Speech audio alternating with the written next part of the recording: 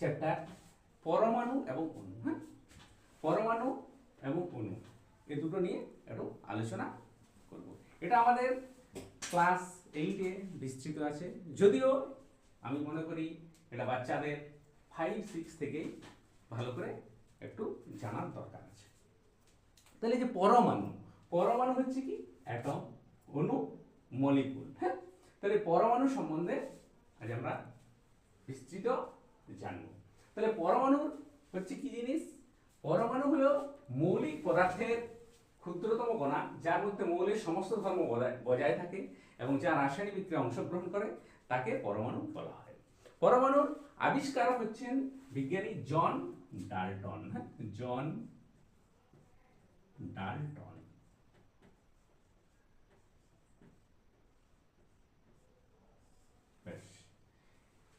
পরমাণুকে আমাদের পরবর্তীকালে কি হয়েছিল, ভাঙা গিয়েছিল। হ্যাঁ, পরমাণুকে ভেঙে আমাদের মূলত 3টি কণা পাওয়া গেছে। একটা হচ্ছে প্রোটন,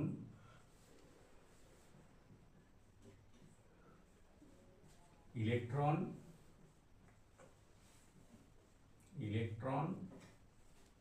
এবং নিউট্রন।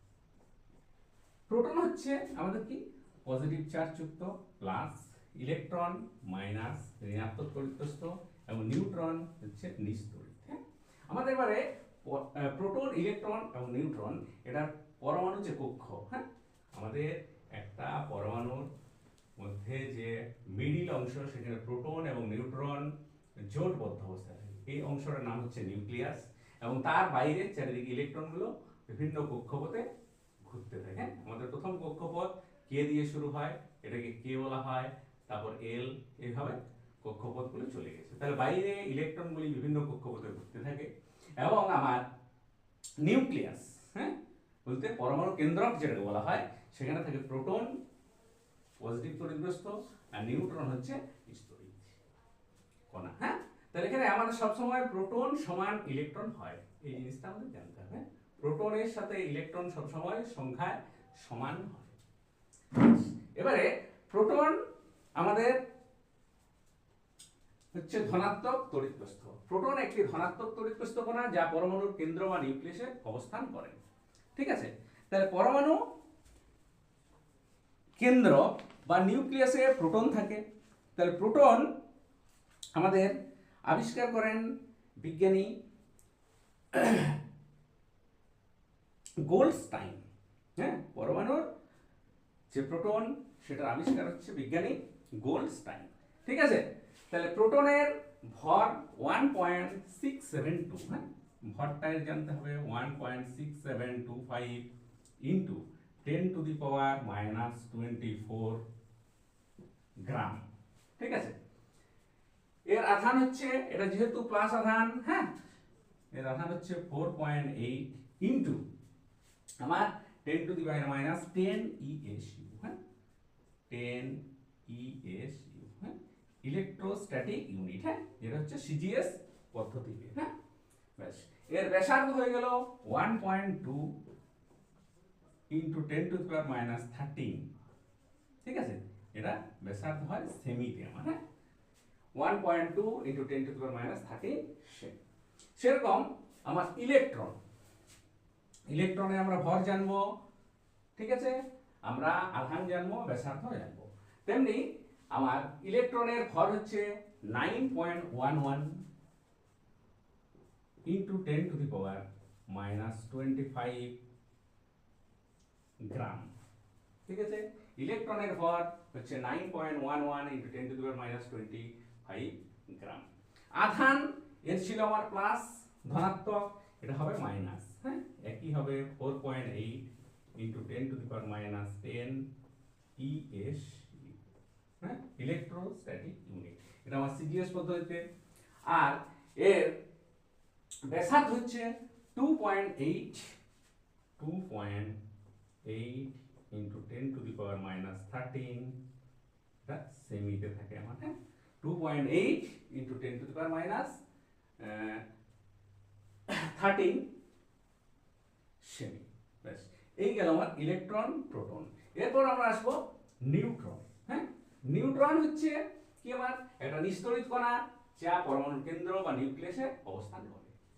এর আবিষ্কারক হচ্ছেন বিজ্ঞানী শ্যাডউইক। ঠিক আছে, বিজ্ঞানী শ্যাডউইক। তাহলে প্রোটন হয়ে গেল আমার গোল্ডস্টাইন। ঠিক আছে, ইলেকট্রন জে জে থমসন, আর নিউট্রনের আবিষ্কারক বিজ্ঞানী হচ্ছেন শ্যাডউইক বা চ্যাডউইকও বলা হয়। হ্যাঁ, এর ভর হচ্ছে কি 1.6750 into 10 to the power minus আমার 24 গ্রাম, 10 টু দি পাওয়ার মাইনাস 24 গ্রাম। এর আধান হয়ে গেল আমার 0 হয়। ঠিক আছে, যেহেতু এটা একটা নিস্তড়িত কণা, নিউট্রন নিস্তড়িত কণা, এর আধান 0 এবং এর ব্যাসার্ধ হচ্ছে 1.2 into 10 to the power minus 13।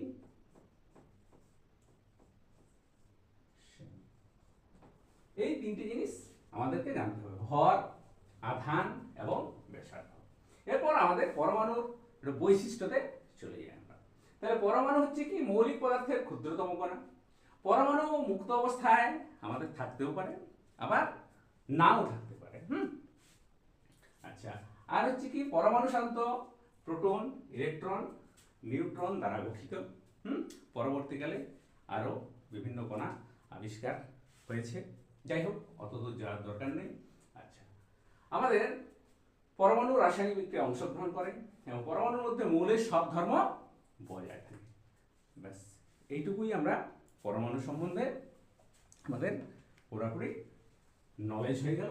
হ্যাঁ, এরপর আমরা অণু বা মলিকুল নিয়ে আলোচনা করব। হ্যাঁ, যেটা আমাদের খুবই দরকার। হ্যাঁ, তাহলে অণু হচ্ছে কি আমাদের, অণু হলো মৌলিক বা যৌগিক পদার্থের ক্ষুদ্রতম কণা।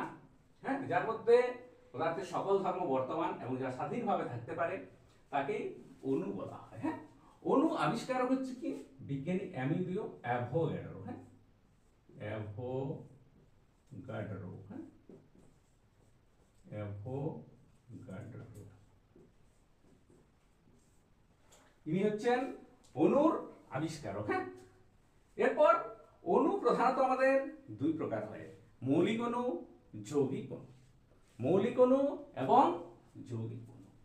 তাহলে যে অণু একই মৌলের এক বা একাধিক পরমাণু দ্বারা গঠিত তাকে বলা হয় মৌলিক অণু। যেমন হাইড্রোজেন, অক্সিজেন, হ্যাঁ, H2O2, এগুলো হলো আমার মৌলিক অণু। হ্যাঁ, একই মৌলিক পদার্থ দ্বারা সেটা গঠিত হবে। হ্যাঁ, আচ্ছা, আর যৌগিক অণু হচ্ছে কি যে সকল অণু বিভিন্ন মৌলের এক বা একাধিক পরমাণু দ্বারা গঠিত তাদের যৌগিক অণু বলা হয়। এই যৌগিক অণুতে বিভিন্ন মৌলের পরমাণুগুলি পূর্ণ সংখ্যার সরল অনুপাতে যুক্ত হয়ে যৌগ গঠন করে। বিভিন্ন সংখ্যার পূর্ণ সংখ্যার সরল অনুপাতে যুক্ত হয়ে যৌগ গঠন করে। এরপর আমরা অণুর বৈশিষ্ট্য জানবো। হ্যাঁ, অণুর বৈশিষ্ট্যগুলি জানবো। সেগুলো হচ্ছে কি মৌলিক বা যৌগিক পদার্থের ক্ষুদ্রতম কণা যা স্বাধীনভাবে থাকতে পারে। মুক্ত অবস্থায় অণুর অস্তিত্ব আছে। ঠিক আছে, মুক্ত অবস্থায় অণুর অস্তিত্ব আছে। অণু বিভিন্ন পরমাণু দ্বারা গঠিত। প্রকৃতিতে অণু সংখ্যা হচ্ছে অসংখ্য। এটা সরাসরি আমাদের রাসায়নিক বিক্রিয়ায় অংশগ্রহণ করে না। এবার আমরা মৌলিক অণু আর যৌগিক অণু, এই অণু পরমাণু যেটা আছে তাদের মধ্যে আমরা একটু পার্থক্য জানব। অণু হলো কি মৌলিক পদার্থের ক্ষুদ্রতম কণা। মৌলিক পদার্থের ক্ষুদ্রতম কণা হচ্ছে আমার অণু। আচ্ছা, আর পরমাণু হলো, এই অণুটা হয় মৌলিক বা যৌগিক পদার্থের, পরমাণু হচ্ছে শুধু মৌলিক পদার্থের ক্ষুদ্রতম কণা। আচ্ছা, প্রকৃতিতে আমাদের কি অণুর সংখ্যা অসংখ্য। ঠিক আছে, কিন্তু এখনো পর্যন্ত আমাদের পরমাণু খোঁজ পাওয়া গেছে মোটামুটি 118টি। হ্যাঁ, 118টি পরমাণুর সন্ধান পাওয়া গেছে। যাই হোক, এগুলো ভবিষ্যতে আরো আবিষ্কৃত হতেও পারে। হ্যাঁ, আচ্ছা, অণু বিভিন্ন পরমাণু দ্বারা গঠিত, আর পরমাণু আমাদের ইলেকট্রন, প্রোটন, নিউট্রন দ্বারা গঠিত। আচ্ছা, রাসায়নিক বিক্রিয়ায় অণু আমার অংশগ্রহণ করে না, পরমাণু রাসায়নিক বিক্রিয়ায় অংশগ্রহণ করে। আচ্ছা, মুক্ত অবস্থায় অণুর অস্তিত্ব আছে, আর পরমাণু মুক্ত অবস্থায় থাকতেও পারে, আবার নাও থাকতে পারে। তাহলে এই হলো আমার অণু পরমাণুর সম্বন্ধে একটা বিস্তৃত ক্লাস। এই অণু পরমাণুর আমরা আবিষ্কারক, হ্যাঁ, এবং তাদের সংজ্ঞাগুলো, তাদের বৈশিষ্ট্য, এগুলো নিয়ে আজ আলোচনা করলাম। পরের দিন আমরা রাসায়নিক বিক্রিয়া সম্বন্ধে একটা ছোট্ট ক্লাস আমি নেব। হ্যাঁ।